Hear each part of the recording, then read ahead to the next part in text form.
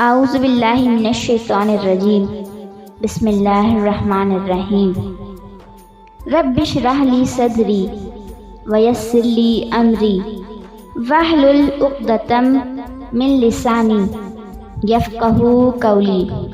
ترجمہ: اے میرے پروردگار، میرا سینہ کھول دے اور میرے کام کو میرے لیے آسان کر دے، اور میری زبان کی گرہ کھول دے تاکہ لوگ میری بات سمجھ سکیں۔ جیسا کہ ہم اپنی پچھلی ویڈیو میں 3 خلفائے راشدین کے بارے میں بیان کر چکے ہیں، اور آج آپ کے سامنے چوتھے خلیفہ فاتح خیبر مولا علی مشکل کشا اسد اللہ غالب حضرت علی ابن ابی طالب، آپ کی کنیت ابو الحسن اور ابو تراب ہے۔ آپ نبی اکرم صلی اللہ علیہ وسلم کے چچا ابو طالب کے فرزند ارجمند ہیں۔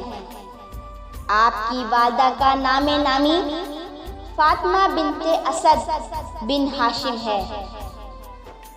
آپ خلفائے راشدین میں سے خلیفہ چارم اور جانشین سید عالم صلی اللہ علیہ وسلم ہیں۔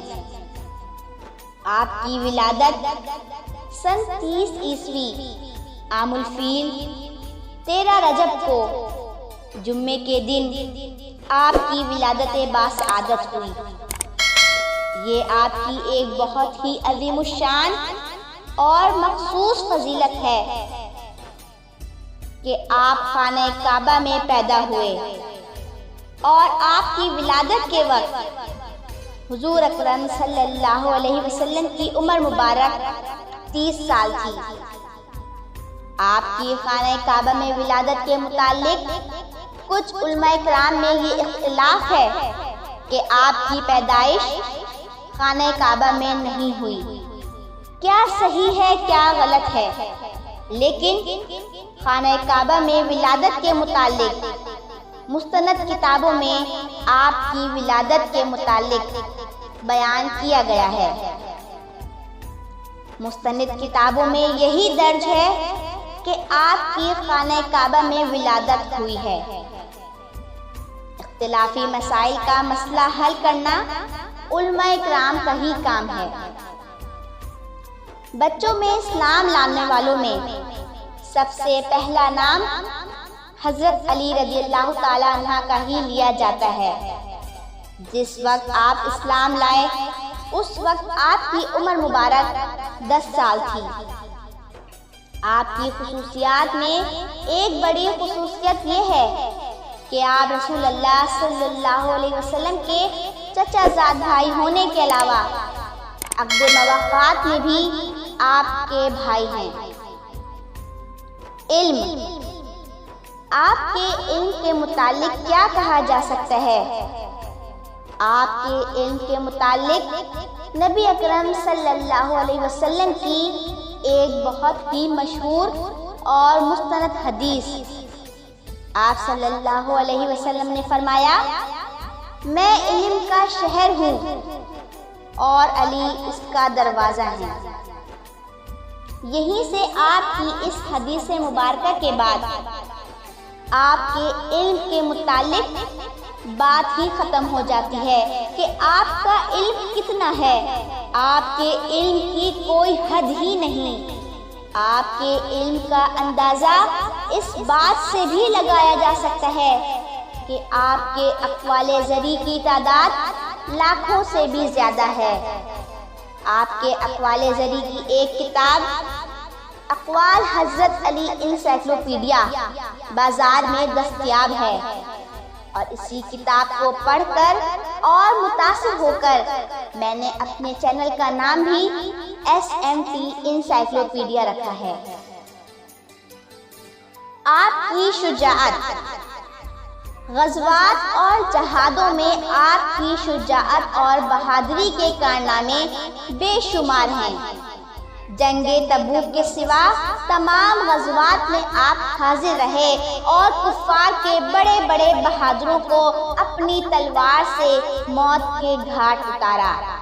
اس کے علاوہ آپ کی شجاعت کا سب سے بڑا کارنامہ قلعہ خیبر کی فتح ہے کہ جس کے متعلق یہ بیان کیا جاتا ہے کہ قلعہ خیبر کا دروازہ جس کو بمشکل 10-15 آدمی نے مل کر صرف تھوڑا سا ہٹایا تھا، لیکن وہی دروازہ حضرت علی شیر خدا مشکل کشا رضی اللہ تعالی عنہ نے اس دروازے کو نہ صرف اپنے ہاتھ سے اکھاڑا بلکہ اس کو اپنی ڈھال کے طور پر استعمال کرا۔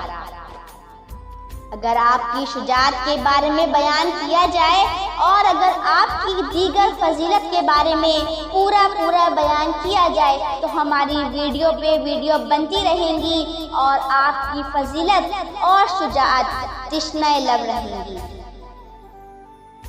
حضرت علی رضی اللہ تعالیٰ عنہ کے فیصلے عقل میں نہ آنے والے ہیں اور ایسے فیصلے ہیں کہ فیصلے کو سن کر عقل دنگ رہ جاتی ہے کہ ان کو سن کر کہ ایسا بھی فیصلہ ہو سکتا ہے۔ ایک ایسا ہی فیصلہ ایک دفعہ آپ کی عدالت میں پیش ہوا کہ ایک آدمی نے آ کر کہا کہ ایک آدمی نے میرے پاس 100 درہم امانت کے طور پر رکھوائے ہیں اور کہا کہ اگر میں مر جاؤں تو اس میں سے جو تم چاہو تو وہ رقم میرے بچے کو دے دینا اور باقی تم رکھ لینا۔ اب 1 منٹ کو آپ لوگ ذرا غور کریں۔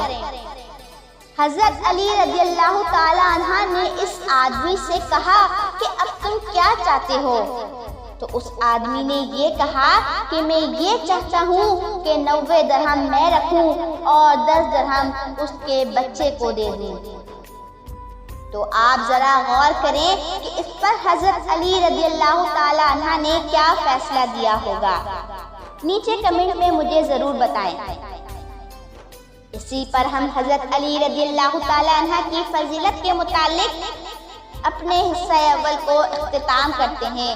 جیسا کہ ہم نے آپ کو پہلے بتایا کہ آپ کے علم و فضائل اس قدر ہیں کہ ایک ویڈیو میں بیان نہیں کیے جا سکتے۔ ایسا لگتا ہے کہ ابھی میں نے حضرت علی شیر خدا مشکل کشا رضی اللہ تعالیٰ عنہ کی شان میں علی کے عین کی بھی تعریف نہیں کر پائی۔ انشاءاللہ تعالیٰ 3 دن بعد حضرت علی رضی اللہ تعالیٰ عنہ کی فضیلت اور ان کا فیصلہ بیان کیا جائے گا۔ زندگیاں ختم ہوئیں اور قلم ٹوٹ گئے، زندگیاں ختم ہوئیں اور قلم ٹوٹ گئے، مگر تیرے اوصاف کا ایک بھی باب پورا نہ ہوا۔ میرے چینل SMT انسائکلوپیڈیا کی یہ کوشش ہے کہ میں اپنے چینل سے ہر قسم کی معلومات فراہم کروں تاکہ ہمارے علم میں اضافہ ہو۔ بہت جلد ایک نئی ویڈیو کے ساتھ حاضر ہوں گے۔ آپ سے گزارش ہے میرے چینل SMT انسائکلوپیڈیا کو سبسکرائب کریں، لائک کریں اور آگے شیئر کریں۔